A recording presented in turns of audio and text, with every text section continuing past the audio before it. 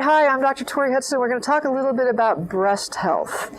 And I especially kind of want to focus on what can we do to maybe even reduce our risk of breast cancer, because basically the main risk factor for breast cancer is having breasts. And we could say a lot of other things.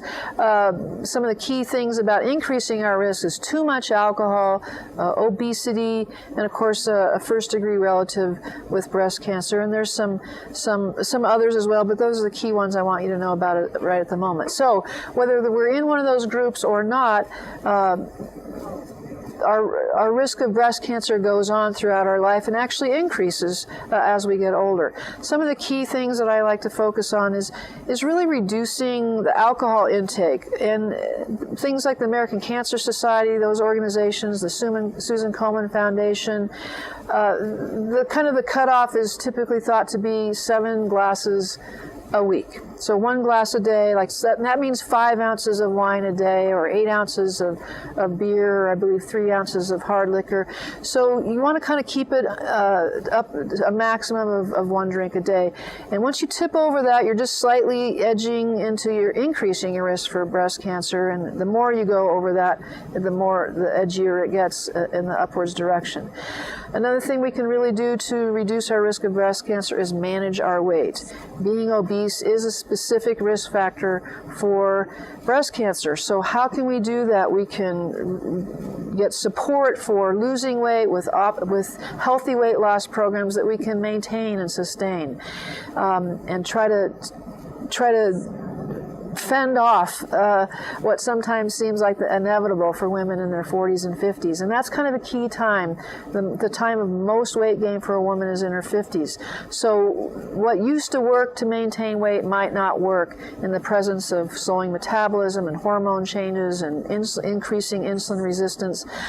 And so the two ends of the spectrum or the two parts of the puzzle that are sort of a must-have is increasing our exercise, including aerobic and strength training, because both those are important in weight management, and improving our nutrition such that we have lower saturated fats, higher whole grains, higher green leafy vegetables, higher fruits and vegetables of all kinds. And actually, women who eat more fish in the world have lower rates of breast cancer. Women who eat more olive oil have lower rates of breast cancer. Women who eat more fruits and vegetables and whole grains seem to have lower rates of breast cancer. And if one delves into the research, one can find certainly controversies and contradictions, but there's enough published research and enough evidence around the world that those trends seem to be true. And if I were to pick kind of 2 of the healthiest diets in the world for breast health, I would have to pick a Mediterranean diet and a Japanese kind of Asian diet. What else do I want to say? Things about, there's been some interesting associations between vitamin D deficiency and higher rates of breast cancer. So whether optimally our vitamin D would come in the form of sunshine, but if we don't have that option, then taking vitamin D to bump up our serum levels a little bit. Green tea has been shown to possibly offer some prevention strategy. Drinking green tea on a regular basis, maybe even optimally every day. Fish oils also are associated with lowering the risk of breast cancer, as I mentioned, and even once we have breast cancer, perhaps reducing the risk of recurrence.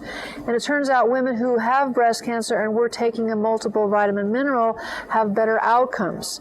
And the last thing I want to touch upon is soy. You really don't need to be afraid of soy. There's a large body of research now that shows that soy is not only safe for breast health.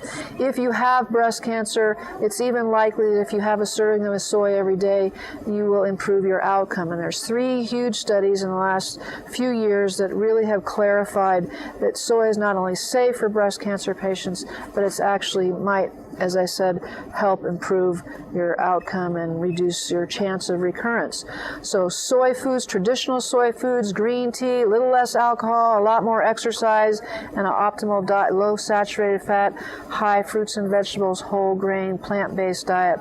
That's the way to go for your breasts. Thanks very much.